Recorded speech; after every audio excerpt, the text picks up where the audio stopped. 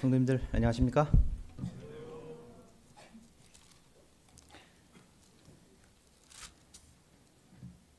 창세기 50장입니다.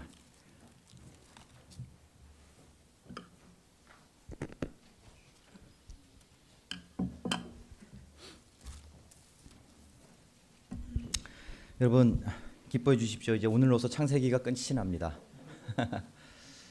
창세기가 아주 오랫동안 창세기를 해왔는데 창세기가 끝나고 다음번에 뭐 할까 기도해 주시기 바랍니다. 일단 50장을 읽고 내용을 먼저 파악해 보도록 하겠습니다. 50장은 야곱이 이제 자기의 사명을 다하고 이제 숨을 거둔 이후의 이제 행적들입니다. 한번 보도록 하겠습니다. 50장 1절. 요셉이 그의 아버지 얼굴에 굽으려 울며 입맞추고 그 수종들은 의원에게 명하여 아버지의 몸을 향으로 처리하게 하매 의원이 이스라엘에게 그대로 하되. 네, 야곱이 죽은 이후에 요셉이 그의 아버지의 얼굴에 굽으려 입을 맞추고라고 이렇게 되어 있는데요. 굽으려라고 하는 말은 끌어안다라는 말이고요. 또 창세기에서는 이 굽으려라고 하는 단어가 경배하다, 하나님께 경배하다라고 하는 그런 의미로도 사용되어집니다. 그러니까 어떠한 믿음의 사람이 하나님 앞에서 사명을 다하고 죽은 그 모습을 향하여 또 다른 믿음의 사람이 정말 이렇게 굽으리면서 하나님을 찬양하고 하나님께 예배드리는 이런 모습도 우리가 연상을 해볼 수가 있습니다. 그리고 굽으려 울었다 이렇게 되어 있는데요. 울다가 미완료 형태로 되어 있습니다. 하염없이 울다라는 말입니다. 그러니까 그가 정말 깊이 있는 슬픔을 가졌다라는 말이다. 이렇게 이해할 수 있습니다. 요셉은 아버지의 죽음에 대해서 진심이었다. 이렇게 이해할 수 있습니다. 그리고 2절에 보시면 의원에게 명하여, 의원이라고 단수로 표현되어 있는데요. 원어로 보면 복수로 되어 있습니다. 의원들에게 이렇게 이야기한 거고요. 몸을 향으로 처리했다라는 말은 무엇일까요? 지금 여기는 이집트입니다. 애굽인데 향으로 처리했다라는 말은 뭘까? 미라를 만들었다는 이야기입니다. 예, 그 이야기입니다. 그리고 그 의원들이 그대로 했다라고 이야기하고 있고요. 그대로 했다라는 말에 여러분 이제 기억해 주시기 바랍니다. 그들이 그대로 했습니다. 3절. 40일이 걸렸으니 향으로 처리하는 데는 이 날수가 걸림이요 애굽 사람들은 70일 동안 그를 위하여 곡하였더라. 네, 가나안 땅에서 이렇게 넘어온 사람의 죽음을 향하여서 애굽 제국의 사람들이 곡을 했는데요. 70일 동안 곡을 했습니다. 왕이 죽으면 72일을 곡한대요. 그런데 70일을 곡했다는 이야기는 굉장히 거기에서 대접을 받았다라는 이야기입니다. 4절. 곡하는 기한이 지남에 요셉이 바로의 궁에 말하여 이르되 내가 너희에게 은혜를 입었으면 원하건대 바로의 귀에 아뢰기를 우리 아버지가 나로 맹세하게 하여 이르되 내가 죽거든 가나안 땅에 내가 파놓은 묘실에 나를 장사하라 하였나니 나로 올라가서 아버지를 장사하게 하소서 내가 다시 오리이다 하라 하였더니. 자, 요셉은 야곱이 자기에게 맹세하게 한 그 일은 뭐였습니까? 가나안 땅 헤브론에 있는 막벨라 굴에 거기에 믿음의 선조들이 묻혀 있는데 나도 거기에 가서 묻히겠다. 내가 죽으면 애굽에서 이렇게 화려하게 이렇게 제사를 그렇게 장례를 치르지 말고 믿음의 사람들이 있는 곳에 나도 가서 거기에 묻어 달라 이렇게 이야기를 했는데요. 그 이야기를 요셉이 바로 왕에게 가서 하는데요. 중요한 표현이 있습니다. 5절에 보시면 나로 올라가서 아버지를 장사하게 하소서 이렇게 되어 있습니다. 올라가서입니다. 바로 왕의 입장에서 가나안 땅에 가는 것은 올라가는 걸까요? 내려가는 걸까요? 여러분 서울로 올라가세요? 내려가세요? 강릉에서 올라가죠. 왜 그렇습니까? 왕이 있는 곳이기 때문에 그렇습니다. 거기가 수도이기 때문에. 자, 다시 말씀드려 볼게요. 요셉이 바로 왕에게 가서 말합니다. 근데 제가 가나안 땅에 올라가서 제사를 지내고 장례식을 치르고 오겠습니다. 바로 입장에서는 납득이 되지 않는 말이에요. 그런데 그가 아버지가 그에게 명한 대로 맹세한 대로 말하는 겁니다. 바로 제국 TV 좀 꺼주시겠어요? 저는 제 얼굴 보고서 하기가 어려워요. 얼굴 왜 저렇게 까맣죠? 왜 이렇게 까맣고 이렇게. 저 예전에 좀 괜찮았었거든요. 근데 예뻐요? 이제 우리 희성이한테 우리 이쁘다 그랬더니 멋있어 이렇게 얘기하던데. 여러분 저 멋있다고 해주십시오. 멋있어요? 예. 예전에 괜찮았습니다. 꽤 괜찮았어요. 다시 돌아와서 믿음을 지키기 위하여 믿음대로 행하기 위하여 바로 왕에게 가서 내가 하나님의 땅으로 올라가겠다 이렇게 이야기를 합니다. 여러분 그 가나안 땅에서 애굽으로 넘어왔을 때 고센 땅에 가서 머물잖아요. 이스라엘 족속 사람들이. 그러면서 고센 땅에 머물려고 했던 그 이유가 됐던 게 뭐였나요? 우리는 목축하는 사람들입니다. 그들은 목축하는 사람들을 경멸히 여겼고 아주 하층민으로 생각을 했다 그랬잖아요. 그런데 그들이 목축업을 하는 사람들입니다 라고 말하면서 그들만의 공동체, 그들만의 교회, 그들만의 믿음의 공동체를 만들기를 원했던 거예요. 연장선상에서 바로 이 이집트 제국에서 살고 있지만 나는 나의 정체성은 믿음의 사람이고 사람이 죽었을 때 진실의 순간이잖아요. 우리가 죽음 앞에 있다라고 하는 건 진실의 순간인데 진실의 순간 앞에서 이 요셉이 바로 왕에게 가서 가나안으로 하나님의 나라로 하나님의 땅으로 내가 올라가겠습니다. 이렇게 이야기하는 것입니다. 굉장히 중요한 표현입니다. 예. 자, 계속 가보겠습니다. 6절입니다. 바로가 이르되 그가 내게 시킨 맹세대로 올라가서 내 아버지를 장사하라. 요셉이 자기 아버지를 장사하러 올라가니 바로의 모든 신하와 바로 궁의 원로들과 애굽 땅의 모든 원로와 요셉의 온 집과 그의 형제들과 그의 아버지의 집이 그와 함께 올라가고 그들의 어린아이들과 양떼와 소떼만 고센 땅에 남겼으며 바로가 그것을 이제 허락해 줍니다. 허락해 주면서 6절에 보시면 바로가 이르되 그가 내게 시킨 맹세대로입니다. 아까 의원들도 그대로 행했고요. 그렇죠? 의원들도 시킨 대로 행했고 지금 요셉도 아버지의 맹세대로 행하고 있는 거고요.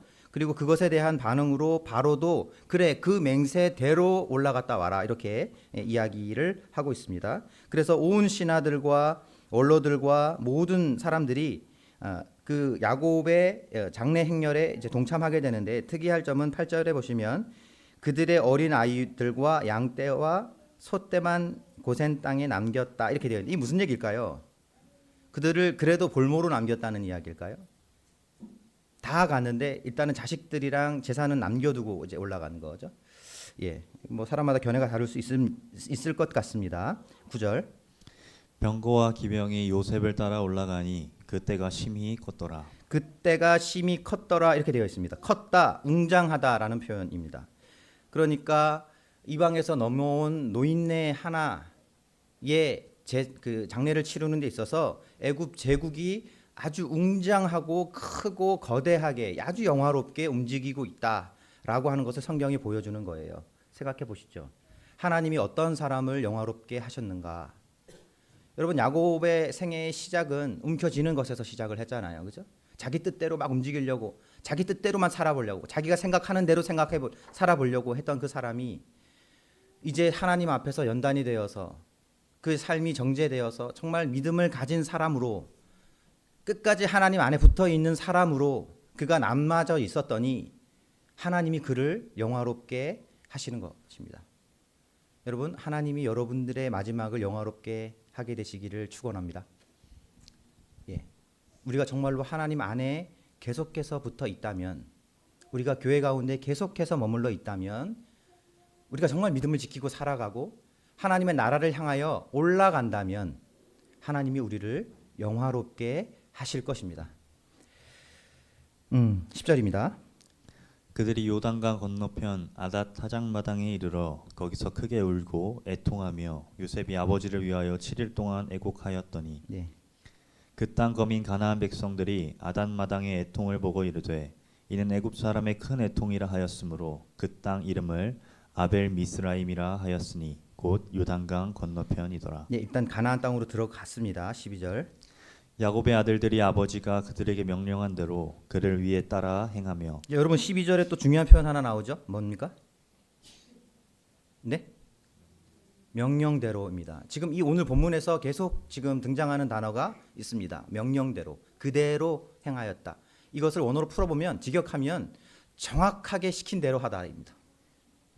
정확하게 명령한 대로 그대로만 한 거예요. 예. 그러니까 성경의 저자가 하나님께 영감을 받아서 지금 어떤 것을 기록하고 있는데 뭔가 하나님이 우리에게 말씀하신 그대로 순종하는 거예요. 그대로 순종하고 있다고 하는 그 표현을 계속해서 이 본문을 통해서 말해주고 있는 것입니다. 그러면 우리는 자극을 받아야 되는 것이죠. 하나님의 말씀대로 정확하게 행동하는 것입니다. 13절입니다. 그를 가나안 땅으로 메어다가 마므레 앞 막벨라 밭 굴에 장사하였으니 이는 아브라함이 헷조 속 에브론에게 밭과 함께 사서 매장지를 삼은 곳이더라. 네, 여기 보면 이제 막벨라 굴이 나오는데요. 여러분 창세기에 대해서 이해할 때 막벨라 굴을 이해하는 것은 참 유익하게 작용합니다. 여러분 세배, 예배, 해 기억나시죠? 세배, 예배, 해 마지막 그 해가 헤브론이고요. 막벨라 굴은 그 헤브론에 있는 것입니다. 여기에 믿음의 족장들이 다 묻힙니다. 그곳으로 가는 것입니다. 믿음이 열조가 있는 곳으로, 믿음의 사람들이 살아갔던 그곳으로 가는 것입니다. 뭐라 그럴까요? 이 땅에 있는 모든 물줄기들이 결국은 어디로 흘러 들어갑니까? 바다로 흘러 들어가듯이 우리도 믿음의 사람들이 갔던 그곳으로 이렇게 가야 하겠습니다. 네, 계속 읽겠습니다. 요셉이 아버지를 장사한 후에 자기 형제와 호상꾼과 함께 애굽으로 돌아왔더라. 네, 이렇게 장례가 끝납니다. 15절. 요셉의 형제들이 그들의 아버지가 죽었음을 보고 말하되 요셉이 혹시 우리를 미워하여 우리가 그에게 행한 모든 악을 다 갚지나 아니할까 하고 야곱의 장례식이 끝난 이후에 새로운 국면, 새로운 문제가 대두가 되는데요. 그것은 요셉의 형들이 불안해하기 시작했다라고 하는 것입니다. 여러분들 이 불안을 이해하시겠어요? 공감하실 수 있으시겠죠? 예, 공감할 수 있습니다. 여기 보면 모든 악을 다 갚지나 아니할까 이렇게 되어 있는데요. 여기서 다라고 하는 표현은요, 분명히라는 뜻입니다. 여긴 약간 뭔가 가정문처럼 되어 있잖아요. 혹시 갚지는 아니할까? 근데 원문을 찾아보면 분명히 갚을 거야 이렇게 되어 있습니다. 형들이 아버지가 죽고 난 이후에 불안한 거예요. 분명히 갚을 거야. 자, 저를 봐주세요. 요셉이 야곱의 장례를 치르고 나서 14절에 끝났죠. 14절과 15절 사이에 요셉이 행한 일이 있습니까? 성경에서 요셉이 어떤 일을 행하였다고 기록하지 않아요. 요셉은 아무 일도 하지 않았습니다. 자, 그런데 형들이 불안해해요. 그러면 그 불안은 어디서부터 온 겁니까? 요셉으로부터 온 겁니까? 형들로부터 온 겁니까? 형들로부터 온 겁니다. 성경이 지금 그걸 말하는 거예요. 상황은 변하지 않았어. 그대로였어. 자, 그런데 자기 마음속에 불안함이 있는 거예요.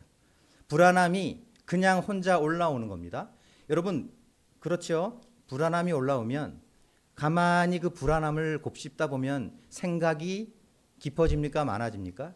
많아져요. 그럼 생각을 많이 하다 보면 일어나지 않은 사실, 아무 변화되지 않았는데도 어떤 확신이 들어요. 맞나요? 분명히 그럴 거야.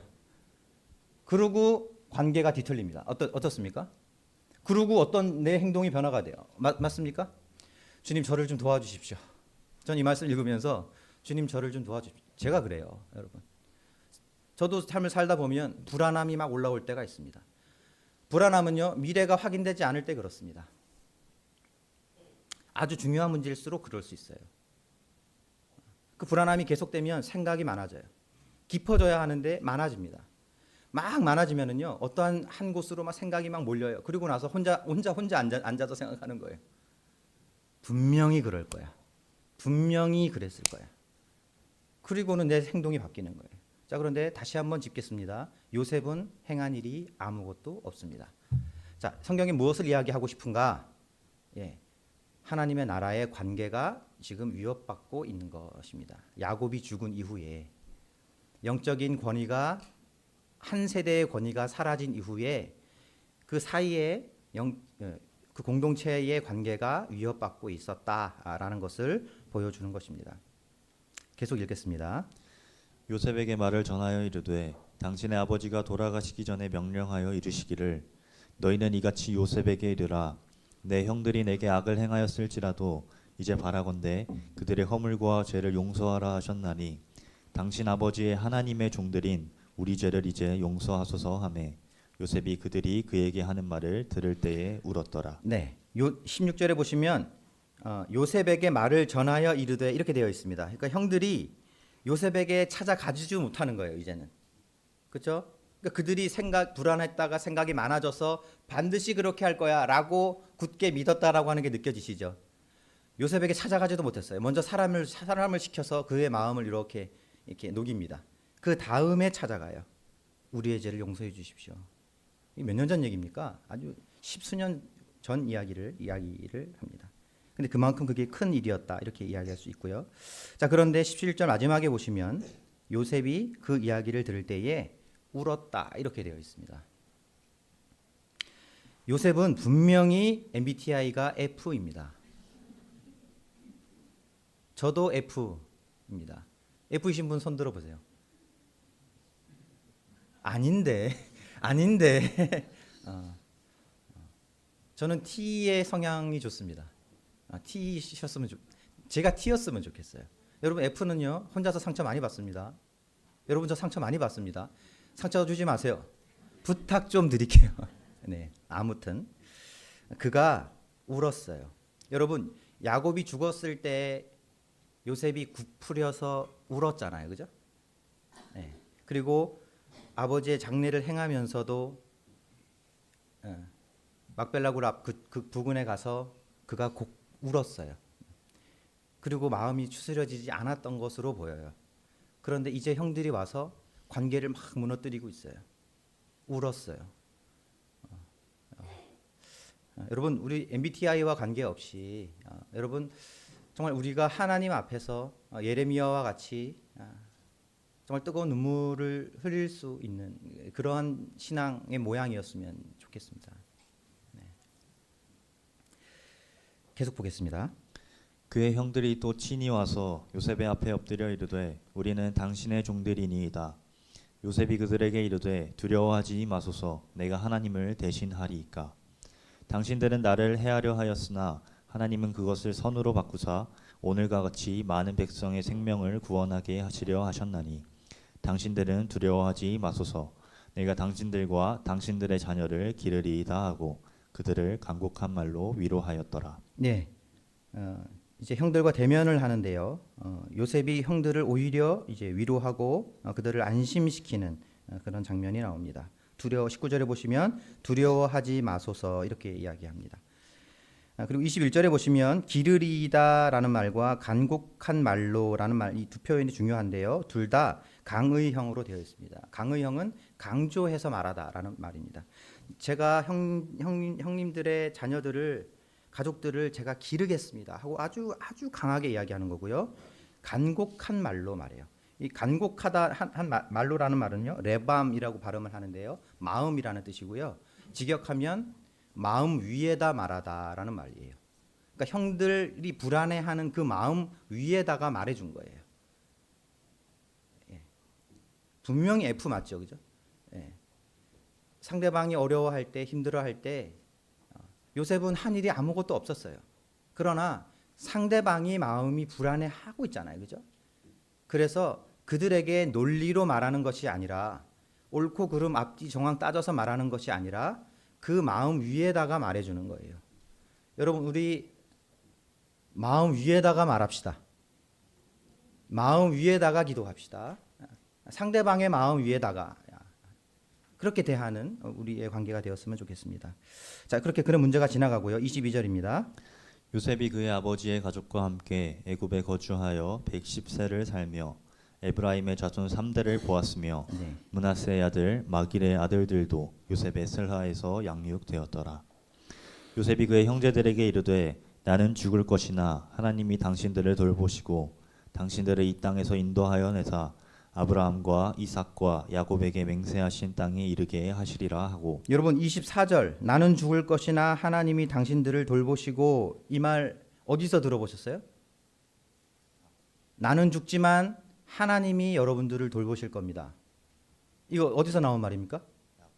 야곱이 죽을 때 요셉에게 한 말입니다.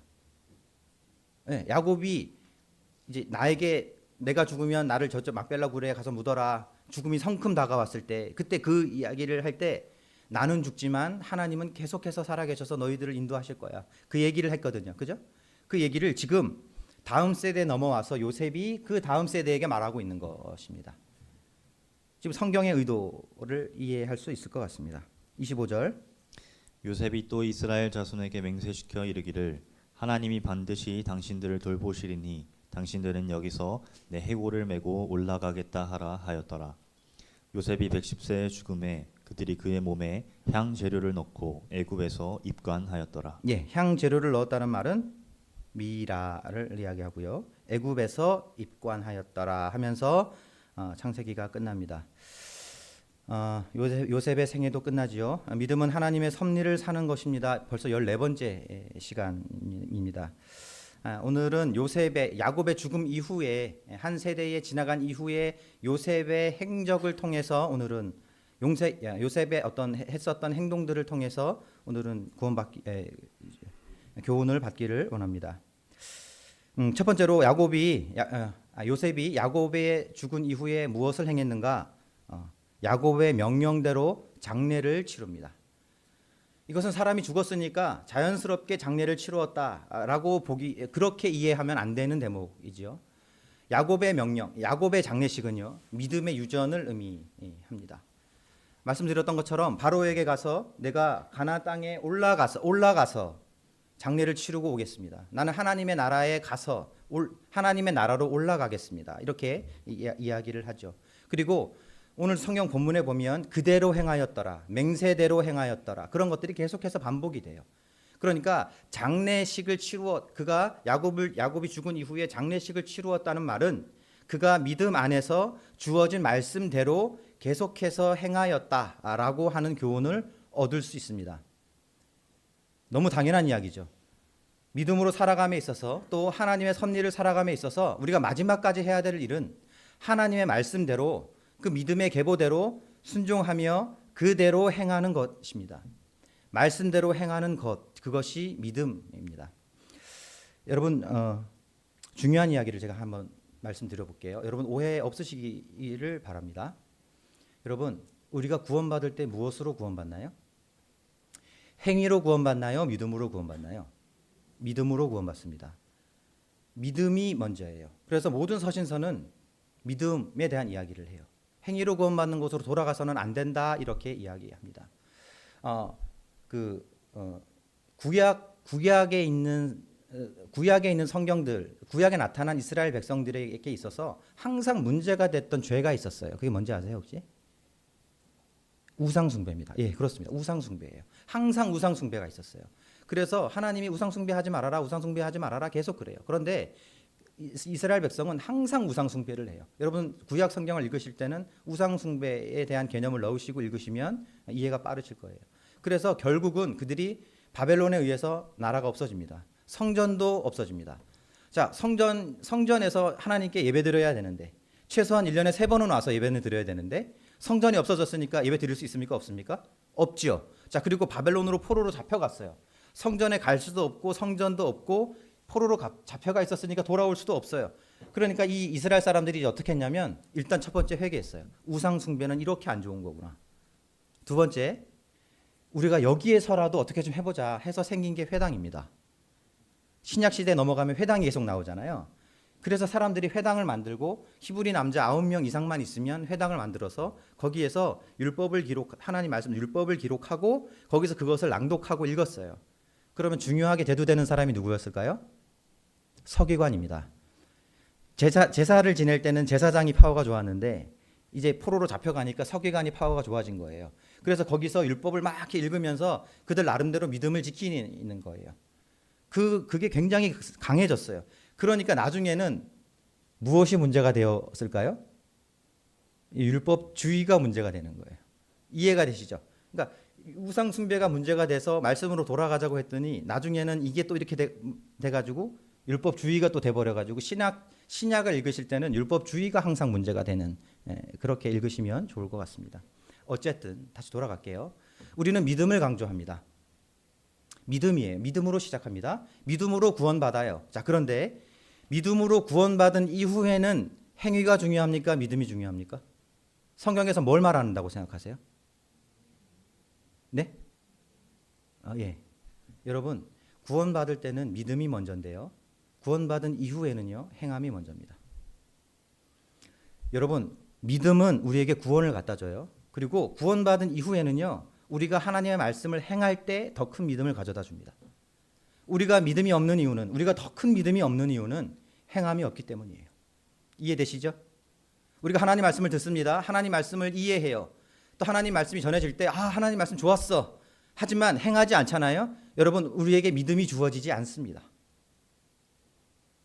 행함이 먼저 있어야 믿음이 따라오는 것입니다.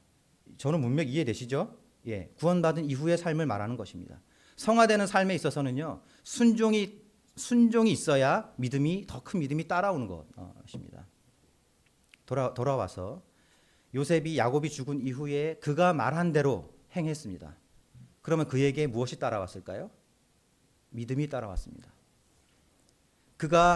야곱이 그에게 전수해 준 대로 그 말씀 그대로 정확하게 행하는 그 모습을 통해서 그에게 믿음이 주어졌습니다.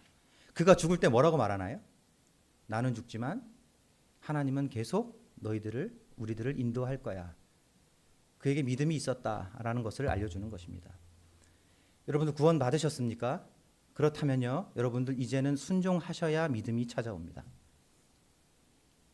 하나님 말씀을 따라야 더 큰 믿음이 나에게 주어진다라는 것입니다.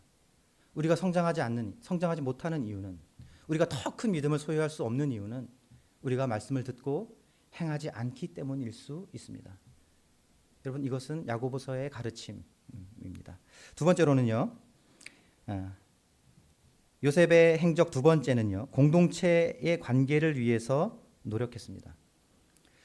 형들은 두려워했어요. 야곱이 죽자 동생이 우리에게 반드시 복수할 거다. 분명히 그럴 거다라고 생각했습니다. 그 생각은 확신을 낳았고요. 그 확신은 행동을 낳았어요. 관계가 어려워졌습니다. 여러분, 사탄은 분명히 우리의 관계를 어렵게 만들 것입니다. 궁전에서 다투고 사는 것보다 움막에서 서로 화평하고 사는 것이 더 좋다. 이게 하나님 가르침이잖아요, 그죠? 우리가 성령이 하나 되게 하신 것을 힘써 지켜라. 너희가 서로 사랑하면 너희가 나의 제자인 줄 알 거다. 이게 성경의 가르침이잖아요. 근데 그것을 계속해서 그래서 성도들, 우리 정말 기도했으면 좋겠어요. 우리의 관계를 위해서. 우리가 드러내놓지는 못하지만 우리가 서로 불편해하는 우리의 관계를 위해서, 사탄이 틈타고 있는 그 관계를 위해서 우리가 정말 여러분, 여기서 되게 중요한 부분이 있는데요. 그것은 요셉이 간곡한 말로 형들에게 부탁했다라는 거예요. 이 간곡하게 부탁했다라고 하는 말이 어떤 의미라고 제가 말씀드렸죠? 무엇 위에다 말하다? 마음 위에다 말하는 거예요. 누구의 마음 위에다 말했을까요? 형들, 불안해하고 있는 그 형들의 마음에다가 말하는 것입니다. 여러분, 저는 MBTI가 F여가지고요, 사람들이 상처를 많이 받고요, 그리고 눈치를 봅니다. 저분 마음이 어떨까? 저분이 어떤 생각을 할까? 저만 그런 거 아니잖아요. 그렇죠? 이해하시죠? 그러다 보면은요, 정말 저는 이 말씀 보고, 이 형들의 모습을 보고 정말 기도해요. 주님, 정말 저를 도와주십시오. 정말 저를 도와주십시오. 그리고 저 혼자 오해해요. 저 형제님이 아무래도 나를 싫어하는 것 같아. 막 그래. 제가 인사를 했는데 안 받고 지나가는. 왜 저래? 그러면 자기가 뭐 잘났어? 이러면 되는데 나를 싫어하나? 막 이렇게 되는 거예요. 근데 또 그래. 그러면 이제 이거는 분명히 나를 싫어하는 거야. 이건 정말 그래. 그러다가 내가 카톡을 한번 보냈는데 답을 안 하네. 아, 참 미치겠네 이거. 그런 적 있으시잖아요, 그죠? 그래서 혼자서 막 저 형제님은 분명히 나를 싫어해. 이러면서 하지만 내가 성숙한 사람이니까 참자 이러면서 막 지나가요. 자, 그런데 나중에 알고 보면 그 형제님은 제가 인사했는지도 몰라요. 그 형제님은 저를 신경 쓰지도 않고 있어요. 그런데 혼자 그러고 있는 거야. 그렇죠? 가서 물어보면 되는데. 가서 형제님 저 싫어하세요? 이렇게 물어보면 되는데. 네? 저기 정영철님 저 싫어하세요? 네. 아니니까 형제님 찍었죠. 성도님들 저 싫어하십니까? 제 마음 위에다 말해주세요. 예. 아, 그래요? 상처받? 예. 여러분 정말 여러분 사실 이런 것들은 우리 가운데 굉장히 많아요. 그렇죠? 그리고 이런 거 있습니다. 막 제가 이렇게 마음고생을 막 혼자서 할 때가 있잖아요. 막 어떤 사람 막 그리고 근데 한숨 푹 자고 일어나면 그게 문제가 안 돼요. 하나님 우리에게 잠으로 그 효과를 주신 것 같아요. 한숨 자고 일어나면 그냥 또 이해되어지고 또 견뎌져요. 화가 났다가도. 그러면 생각해 보는 거죠. 아, 이게 상황의 문제가 아니고 정말 사탄에게 휘둘리고 있는 내 마음이 정말 문제일 수 있다라는 것입니다. 사랑하는 성도님들, 우리 서로의 관계를 피의식 갖지 맙시다. 그리고 서로의 관계를 위해서 노력합시다. 빌레몬서 얘기를 잠깐 해볼까요? 오네시모, 빌레몬이라고 하는 사회적으로 높은 계층에 있는 형제님에게 오네시모라고 하는 종이 있었어요. 근데 이 오네시모 종이 이 주인 빌레몬에게 피해를 입히고 도망갔어요. 고대 근동에서 이러한 행위는요, 잡히면 죽는 거예요. 자, 그런데 오네시모가 도망가서 사도 바울을 만나서 구원을 받아요. 그래서 이 빌레몬과의 관계를 회복하겠노라 하고 돌아갑니다. 자기 목숨 내놓고 돌아가는 거예요, 지금. 돌아가는데 사도 바울이 편지를 써서 보내줘요. 그게 빌레몬서입니다. 써주면서 사도 바울이 뭐라고 하냐면 전에는 오네시모가 빌레몬 형제님에게 무익한 종이었지만 이제는 사랑받는 형제로 받아주십시오. 이렇게 편지를 써줘요. 그 편지를 들고 가는 거야. 들고 가고 이제 한 교회 안에서 골로새 교회 안에서 빌레몬 형제님과 오네시모 형제님이 같이 지내는 거예요. 그럼 이 둘 사이의 관계가 좋기 위해서는 어떠해야 합니까? 일단 빌레몬 형제님이 교만하면 안 돼요. 그렇죠? 자기가 높은 자리에 있다고, 자기가 나이 많다고, 돈이 많다고 교만하면 안 돼요. 근데 그것만 갖고 됩니까? 오네시모 형제님은 어떻게 해야 됩니까? 피해 의식이 없어야 돼요. 저처럼 저 형제님 분명히 나를 싫어할 거야. 내가 하인이었다고 나를 계속해서 무시할 거야. 저거 봐. 나를 똑바로 쳐다보지도 않아. 막 이러면서 그래서 안 된다라고 하는 것입니다. 사랑하는 성도님들, 우리의 관계를 위하여 정말 애써 주시기를 부탁드리겠습니다. 그리고 마음 위에다가 확인시켜 주시기를 바랍니다. 인사를 좀 잘 좀 받아주세요. 특히 제가 인사하면 잘 좀 받아주세요. 네. 세 번째로는요, 요셉은 마지막까지 자기의 주어진 사명을 다했습니다.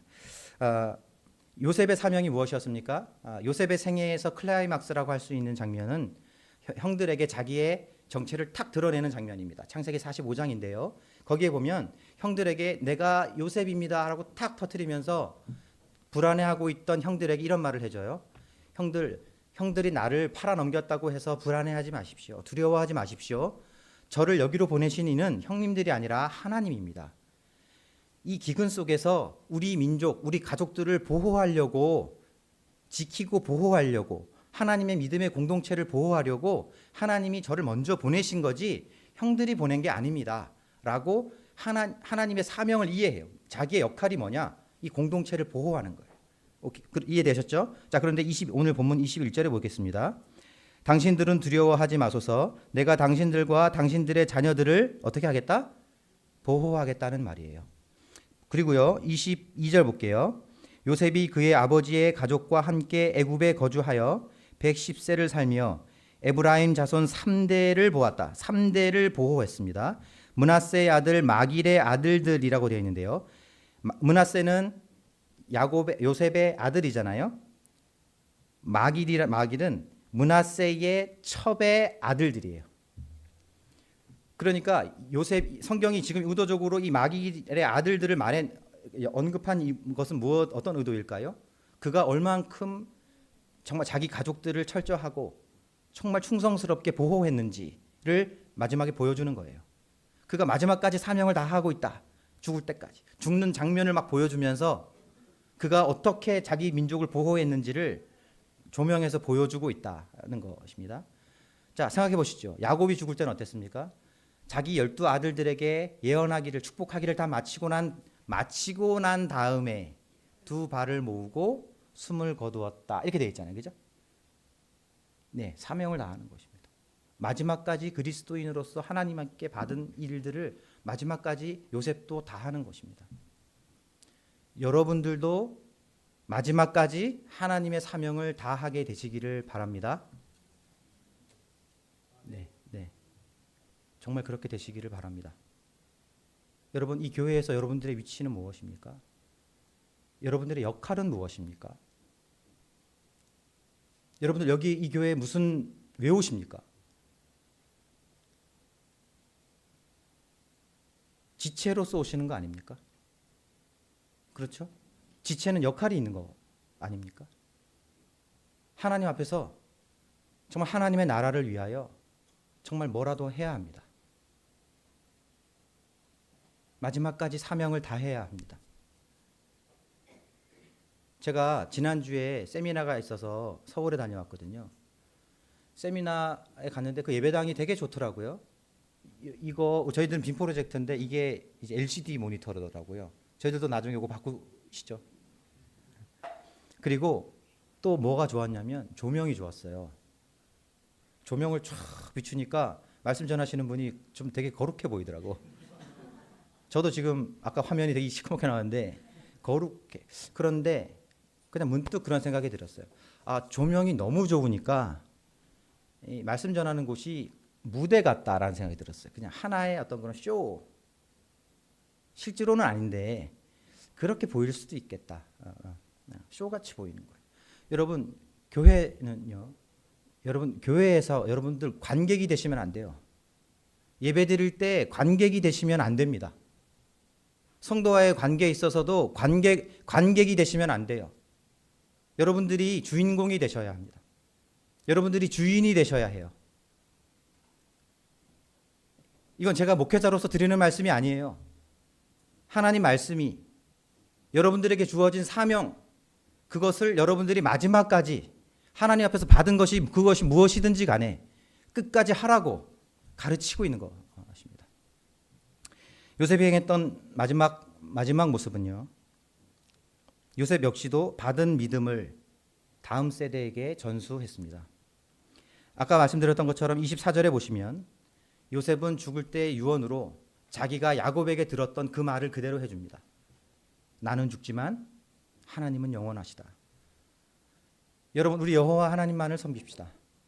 우리 여호와 하나님만을 경외합시다.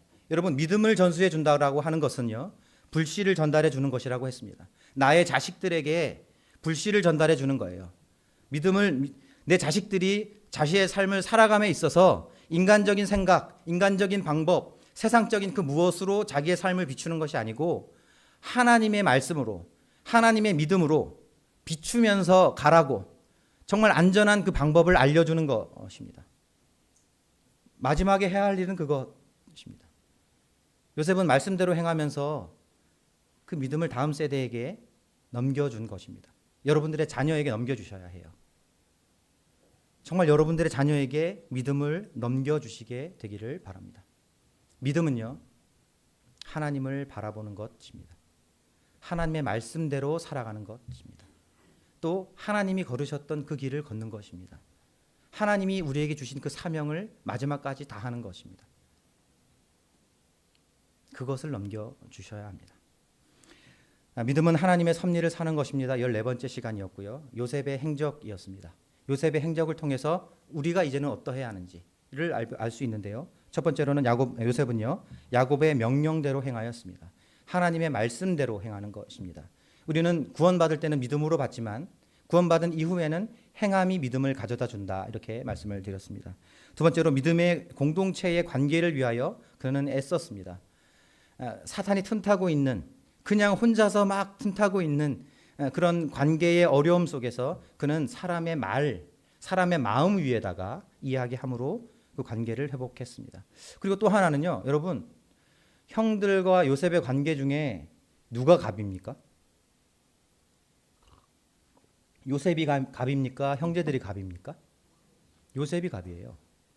그런데 갑이 지금 관계를 회복하고 있습니까? 을이 관계를 회복하고 있습니까? 갑. 여러분들은 갑이십니까? 을이십니까? 여러분들은 어른이십니까? 아이이십니까? 여러분들이 갑이시라면, 여러분들이 정말 어른이시라면, 여러분들이 정말 성숙한 사람이라면 여러분들이 먼저 하시죠. 세 번째로는요, 마지막까지 자기가 받은 사명을 다했습니다. 정말 자기의 아들의 첩의 아들의 아들까지 하나님께 받은 그 사명을 다한 것이고요. 마지막 네 번째로는요, 자기의 자녀들에게 믿음의 불씨를 이렇게 넘겨 주었습니다. 그게 요셉이 행한 일이다, 이렇게 이야기할 수 있습니다.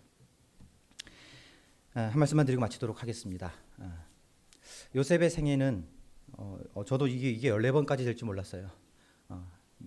요셉의 생애를 보면 참 누구보다도 파란만장하고 길었습니다. 그리고요, 억울했어요.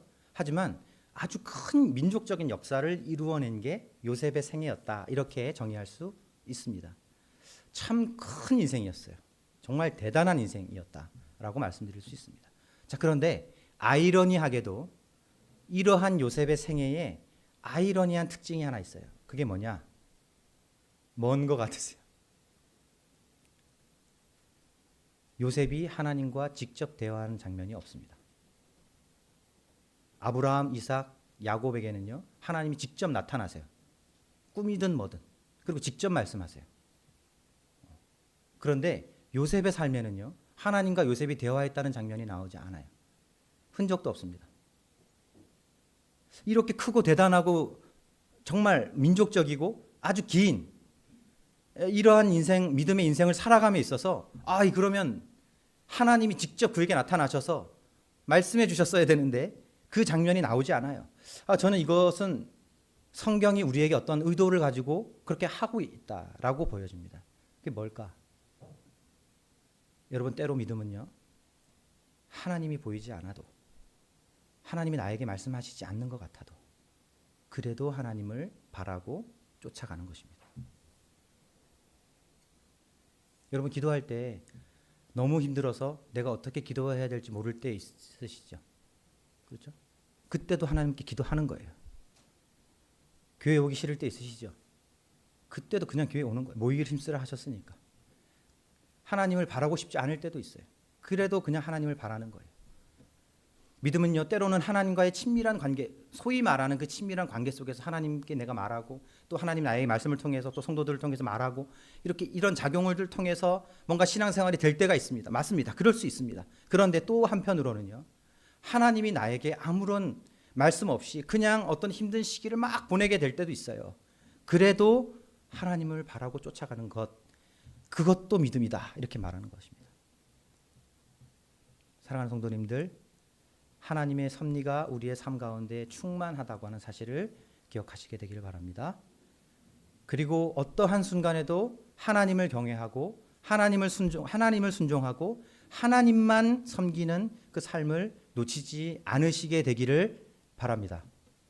그리고 요셉의 삶을 그렇게 인도하셨던 하나님이 우리의 삶도 인도하신다는 사실, 그것을 기억할 때 하나님께 찬양을 드립니다. 기도하겠습니다.